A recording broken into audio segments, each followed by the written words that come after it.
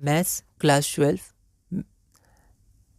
हमारा चैप्टर है differential equation और हम प्रीवियस ईयर क्वेश्चंस कर रहे हैं। हमारा टॉपिक है होमोजेनियस डिफरेंशियल इक्वेशन।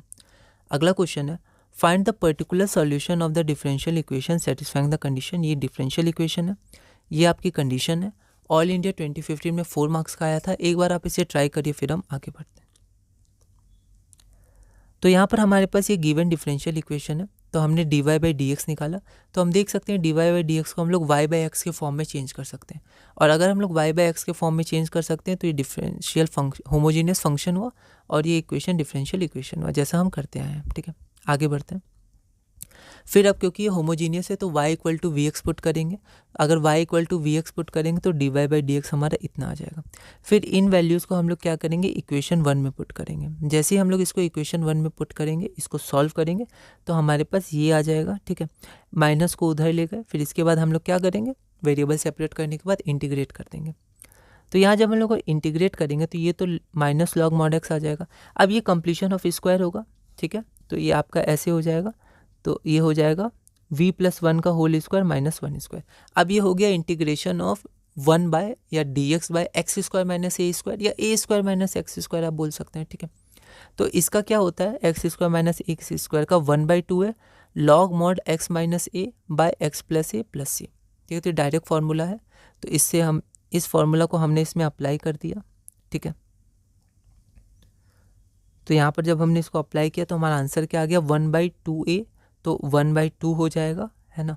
और v प्लस 1, यहाँ a की वैल्यू 1 हो गई है, तो v plus 1 minus 1 by v plus 1 plus 1 direct formula है। और ये minus log mod c plus सी।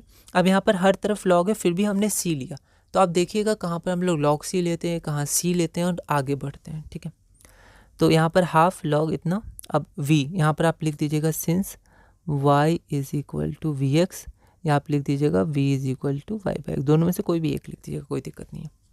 तो 1/2 लॉग इतना इज इक्वल टू इतना। ठीक है, अब यहाँ पर इसको हमने इक्वेशन 2 मान लिया, इसको थोड़ा हमने सॉल्व कर लिया यहाँ पर, है ना, y बाई एक्स पुट करने के बाद।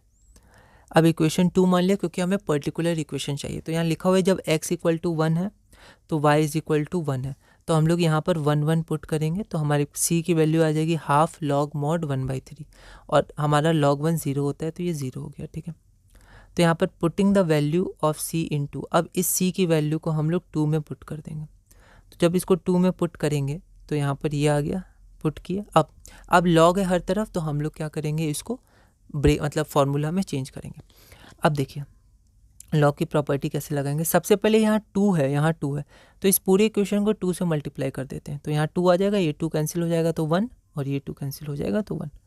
उसके बाद ये जो हमारे पास -2 है, -2 ऊपर चला जाएगा, तो यहाँ पर -2 हो जाएगा पावर में। अब हम प्रॉपर्टी लगा सकते हैं। ठीक है, यहाँ -2 हमारा पावर में चला जाएगा और यहाँ पर लॉग होगा, यहाँ लॉग छूट गया। ये सब अब गलती हो गई, इसको आप गलती करिएगा नहीं, है ना, क्योंकि ये सब बहुत इंपॉर्टेंट है। इस स्टेप के बाद यहाँ कैसे लॉग हट गया, तो सब सही होने के बाद भी यहाँ आपके मार्क्स कट जाएंगे थोड़े से।